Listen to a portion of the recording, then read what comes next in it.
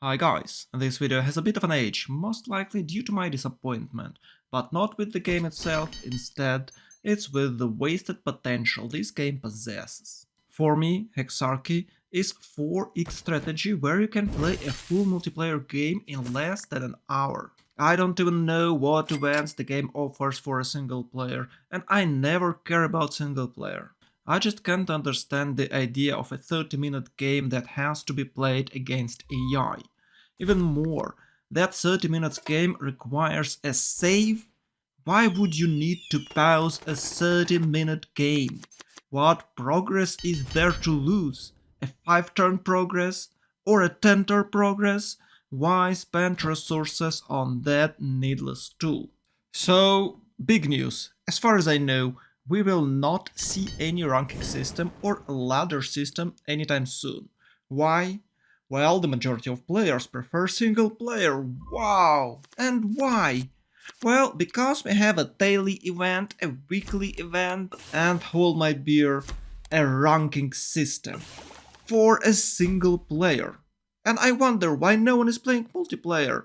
Well, maybe because your achievements will never be public, so devs will not do anything for multiplayer because no one plays multiplayer. And no one plays multiplayer because devs do nothing for multiplayer to happen. I have to admit, automatic combat search is in the game from day one, and I'm grateful for that. But in most cases, your opponents are not very good players. It brings no joy, not for them, not for me to play multiplayer, where you have no challenge at all. Now let's talk about the game balance in general. As always, map generation is a complete mess. I bet they use some Gaussian distribution for all types of resources and terrain types to generate absolute random locations, which leads to completely unbalanced starts. In the feedback chat, I pointed out twice in October, right after the game launched, and in November, a month later, that there is a solution for trashy starts and godlike starts. Civilization 6 Better Balanced Game Mode does a great job for competitive multiplayer games, making relatively similar conditions for all civilizations on the map. To my surprise, people are okay with having starts like this, where you have nothing but suffering. In the minds of some players, multiplayer is not about winning the map, but about taking part in the game. Well, if you were ever rewarded for taking last place, I have a bad news for you. Anyways, map generation and starting locations are too random. It's like starting a new game, you gamble over and over again. Player distances are a problem as well. So in most cases you are okay, but from time to time you have to face a godlike start and trash start. Which means, no matter how good you are in this game, sometimes you just can't win because RNG gods are not on your side. Now let's talk about cards. Well, most cards exist only to be burned. As for me, that's a failed game design.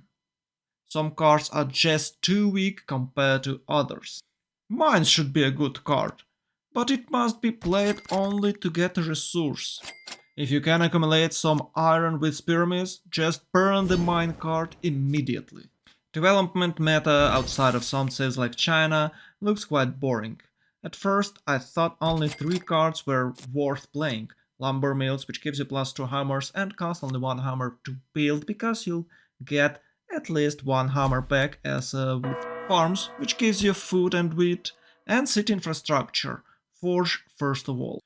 These are the 3 cards you can play to get maximum of hammers, others are unnecessary. But boy, I was wrong and we'll talk about it a bit later. I have to say, happiness might be a problem, but we have plenty of tools to solve it. The best is temples, but you must have a holy site and a source of marble. If you have nothing, just stock the colosseums with forges and place pops inside the city. This not only increases your productivity but also gives you some "we love you" victory points. It sounds like a good plan, but it's actually a bad plan. I witnessed an actually good player game, and I was terrified. I spent a couple of hours recreating his gameplay strategy and understanding his strategy. I was even more disappointed after what I saw. Lesson 1. Improve nothing. Build the pyramids. It is not worth improving tiles if the game lasts from 8 to 10 turns. Any improvement won't pay off. It is better to burn more cards and get extra tempo than to play late game. Lesson 2. Hexarchy is not a deck builder or a 4x game. It is a one-armed bandit. This is a gamble game to its core. Press start, gamble for a spot, then gamble for a harbor luxuries, then gamble for trades each turn. And of course, it is in some sort a gamble for cards, but if you burn enough and stay with less than 10 cards, you're fine. Playing a 4x strategy game makes you think about how to build an empire. Here, you don't.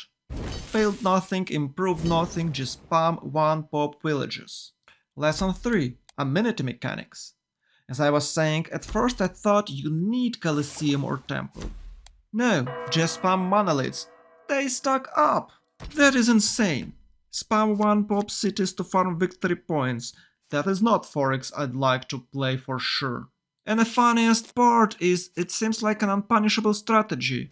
I played about 100 hours and in my experience if you're fast enough and can achieve victory by turn 8, almost no one in a multiplayer match can stop you, most likely because of combat mechanics. To perform a surprise attack you'll need one guard and barracks, and even with that most likely you'll lose a level 1 city, which is worth nothing. In conclusion, before I dived into the game and learned advanced tactics, the game looked fine. I was happy to play a 12 to 15 turns game, having some wars, building some wonders, growing a couple of cities and improving territory. Now, when I see that none of this is necessary to win, and even more will slow your progress, I can't call this game a 4x strategy. Now a deck builder. I'm not into this type of games, but isn't a deck builder means you build your deck, not just burn cards. Mines, screw you. Archers, screw you. Farms, well, screw you too. Animal husbandry, ha ha ha, who needs those to build a civilization? Burn all to the ground.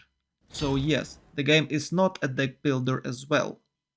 Well, even if it's not what it's called, maybe it's still fun to play. Oh no, it's not. As I was saying, no ladder system included, no matchmaking rating. You're just locked with a bunch of random dudes. Even those of you who bought and played the game most likely got tired of uneven matchmaking. It's frustrating when you can't win, or even had no chances of winning, and it's boring when you can achieve victory without any challenge. So no wonder the game is slowly but surely losing active players.